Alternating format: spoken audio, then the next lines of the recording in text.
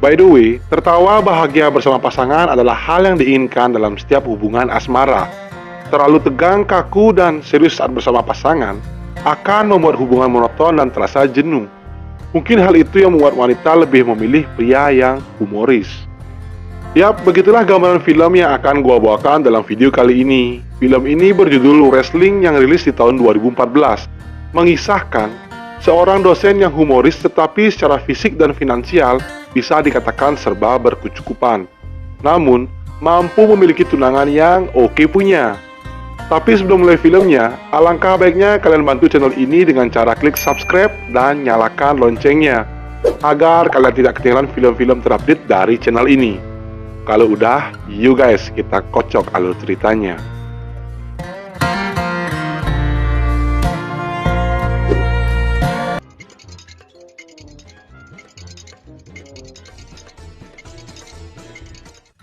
Mengisahkan seorang dosen yang bernama Pak Choi yang menjalani hubungan kumpul kebo dengan seorang mahasiswi yang bernama Mina.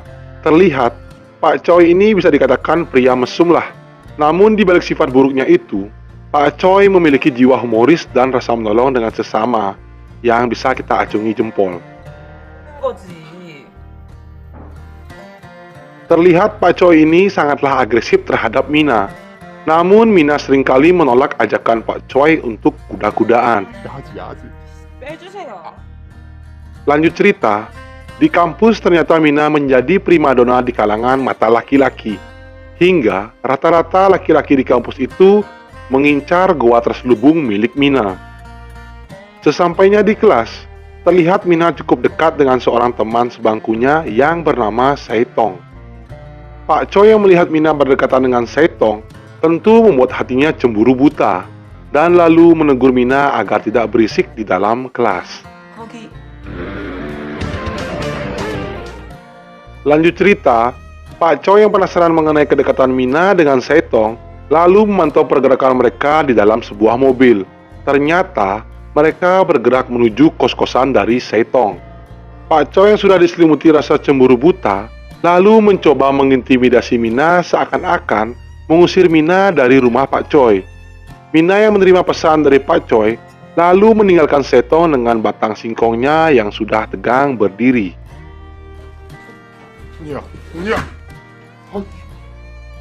Sesampainya Mina di rumah Pak Choi, ternyata bukan amukan yang didapat, melainkan Pak Choi mencoba meraih Mina untuk melakukan kuda-kudaan dengannya.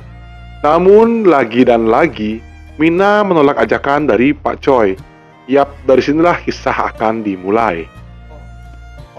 Pada keesokan harinya, datanglah seorang gadis bahenol yang bernama Hansin yang akan menuju kampus itu.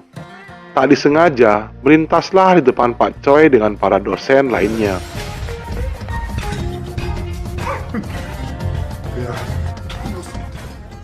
Dikarenakan kebingungan, lalu Hansin menanyakan ruangan perekrutan kepada Pak Choi.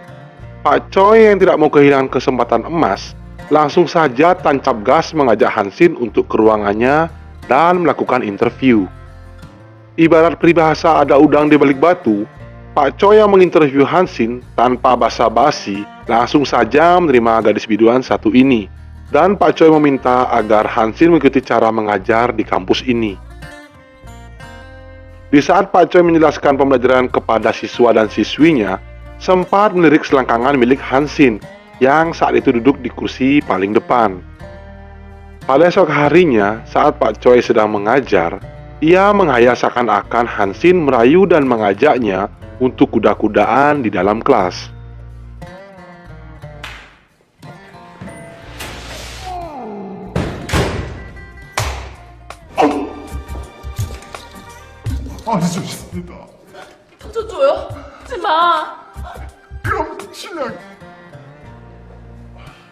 Tak sampai di situ, dikarenakan Pak Choi yang terlalu barbar, ia mencoba mengintip montain kembar milik Hansim yang montok itu, hanya untuk memenuhi hasrat dan birahinya.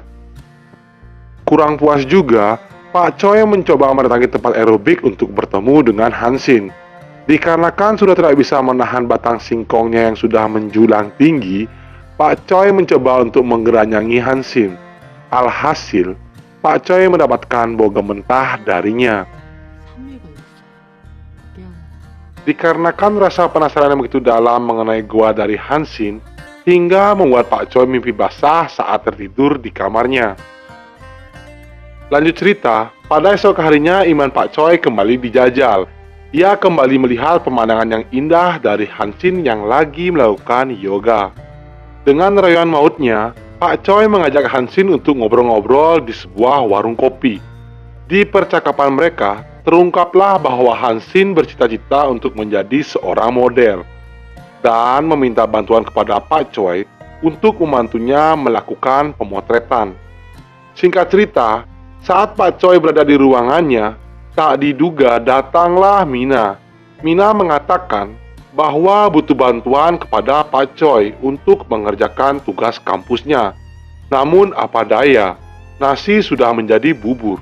Saat ini Pak Choi sudah tidak menghiraukan Mina. Tak diduga, datanglah seorang guru ke ruangan Pak Choi. Di sini hampir saja terbongkar hubungan kumpul kebo mereka. Pada malam harinya, Pak Choi sedang bersama Hansin di dalam mobilnya, yang lalu diganggu oleh sebuah telepon dari seorang pria yang mendekati Hansin. Dengan kekuatan cinta dari Pak Choi, mengatakan bahwa ia adalah tunangan dari Hansin. Sesampainya di rumah Pak Choi, seperti biasa mereka membicarakan mengenai pemotretan itu, dan sesi foto-foto pun dimulai.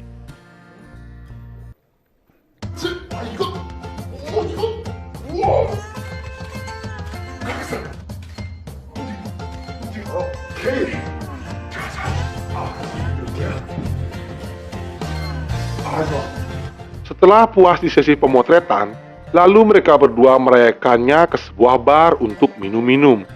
Dikarenakan Pak Choi yang sudah dimabuk cinta dan ditambah lagi mabuk minuman, lalu Pak Choi mengajak Hansin kembali ke rumahnya. Di sana Pak Choi mencoba menggeranyangi Hansin. Lagi dan lagi, Pak Choi kembali mendapat penolakan, namun ditutup dengan ciuman manis dari Hansin. Dari sinilah Pak Choi mendapatkan pelajaran berharga bahwa cinta itu tidak hanya sebatas nafsu belaka. Pada esok harinya, Pak Choi tak patah semangat lalu kembali mencoba peruntungan dengan merayu Hansin. Namun kali ini, ia mencoba dengan sifat humorisnya. Alhasil Hansin membalas perhatian lebih dari Pak Choi.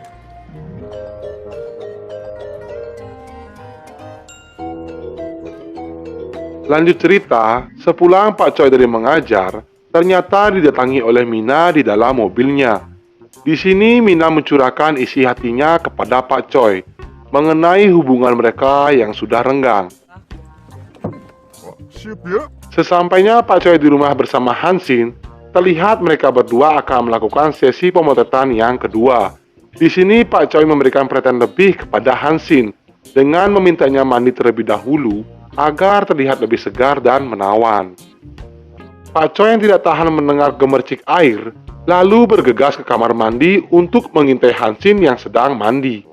Alhasil Pak Choi tidak mampu mengendalikan batang singkongnya yang sudah tegang berdiri. Bak peribahasa berakit-akit ke hulu berenang ke tepian, akhirnya Pak Choi berhasil menjebol gawang dari Hansin dengan diiringi robot dari Pak Choi.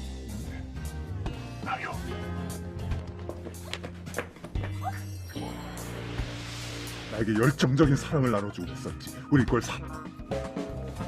그럼 처음부터 다 알고 있었던 거.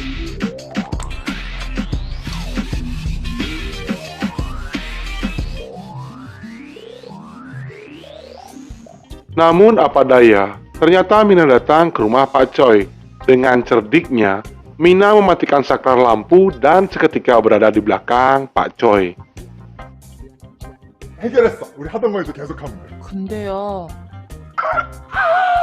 Namun, bukannya diamu, mereka malah akur tidur bertiga di rumah itu. Sungguh nikmat sekali.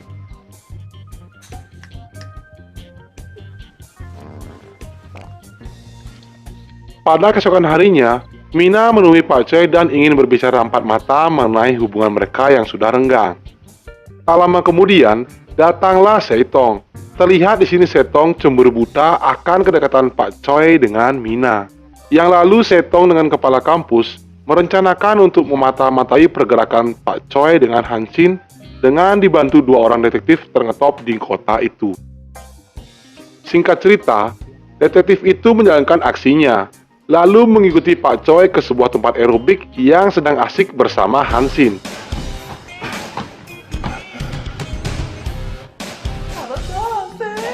요가 쉽네.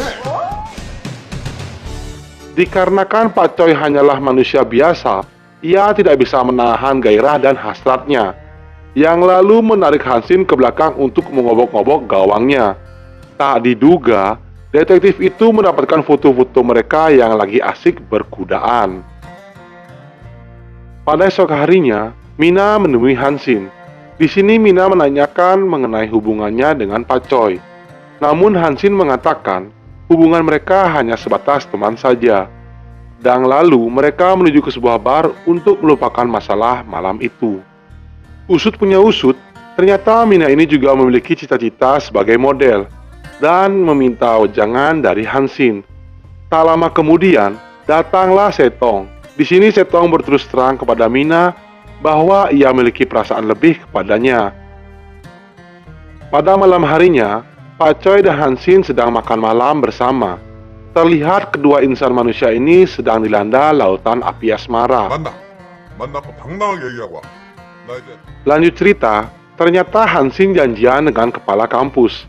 Ternyata, terbongkarlah bahwa sesungguhnya kepala kampus ini memiliki perasaan lebih kepada Hansin. Namun Hansin yang sudah jatuh hati kepada Pak Choi, mentah-mentah menolak perasaan dari kepala kampus itu. Di tempat lain, Pak Choi sedang bersama Mina. Di sana Mina dengan berat hati mengungkapkan ingin mengakhiri hubungan ini. Dikarenakan Mina merasakan sudah tidak ada chemistry dan juga Mina mengatakan kecewa dengan sikap Pak Choi yang tidak peduli dengannya. Singkat cerita, Hansin ditemui detektif itu. Betapa terkejutnya, ternyata detektif itu memperlihatkan foto Hansin yang lagi kuda-kudaan bersama Pak Choi. Di sini detektif itu mengatakan agar Hansin menjauhi Pak Choi dan memintanya keluar pulau untuk menemui seseorang. Jika tidak, foto-foto itu akan disebar luaskan. Pada malam harinya, Hansin yang sudah diselimuti rasa kebingungan dan ketakutan mencoba tidak menceritakan masalah ini kepada Pak Choi, dikarenakan ia tidak mau Pak Choi juga memikirkan permasalahan ini. Lanjut cerita, pada esok harinya, Pak Choi mendapatkan telepon dari Hansin yang mengatakan akan pergi keluar pulau untuk menyelesaikan permasalahan ini. Tak diduga, ternyata Pak Choi melihat Hansin berada tepat di depannya. Lalu Pak Choi mengejar Hansin dan menanyakan penyebab Hansin pergi meninggalkannya.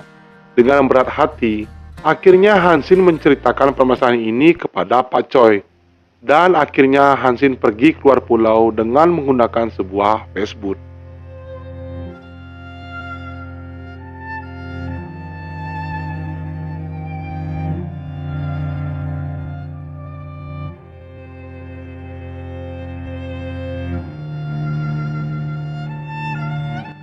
Sesampainya Hansin di seberang pulau, ternyata sudah disambut dengan seorang gadis oleh suruhan pria itu. Di tempat lain, Pak Choi yang sudah pergi ditinggal Mina dan Hansin merasakan kesepian yang mendalam akan kepergian dua gadis yang dicintainya. Yang lalu Pak Choi berencana ingin menyusul Hansin ke seberang pulau dengan Mina. Lanjut cerita, Hansin yang sudah menunggu pria itu, ternyata pria yang dimaksud adalah Pak Kepala Kampus. Dari sini bisa kita simpulkan bahwa kepala kampus itu sangatlah penasaran akan lembabnya goa dari Hansin. Yang lalu, mereka ingin melakukan kuda-kudaan di dalam air. Namun karena kecerdikan Hansin, ia menutup mata Pak Kepala Kampus dengan sempak miliknya. Dan lalu, posisi Hansin digantikan oleh Mina. Nah, saat itu juga, fotografer beraksi untuk mendapatkan foto seakan-akan Pak Kepala Kampus sedang kuda-kudaan dengan muridnya sendiri. Singkat cerita, Pak Choi telah berhasil menjalankan aksinya dengan membawa kabur Hansin kabur dari tempat itu. Namun, di sini Hansin menanyakan kepada Pak Choi, apakah tulus mencintainya. 미안해. 안 해. 그렇더라. 사랑해. 그 말하기가. 그래, 난생. Tak lama kemudian, datanglah Mina. Dari sini terbongkarlah ternyata Hansin dan Mina bekerja sama untuk memberikan pelajaran kepada Pak Choi agar lebih menghargai arti kata saling mencintai.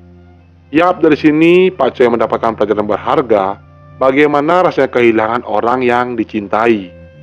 Penutup film, akhirnya Pak Choi yang bersifat humoris ini berhasil menggait Hansin dan Mina untuk hidup bersama. Dan mereka saling berbagi petak singkongnya Pak Choi. Sungguh lucky boy. Lalu film pun tamat.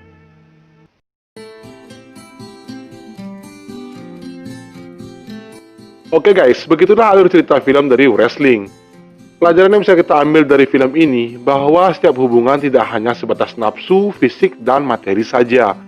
Namun di balik itu dibutuhkan adanya rasa chemistry, entah itu dengan lawan jenis maupun sesama jenis. Mohon maaf jika saya ada salah kata. Saya undur diri. See you next video and bye-bye.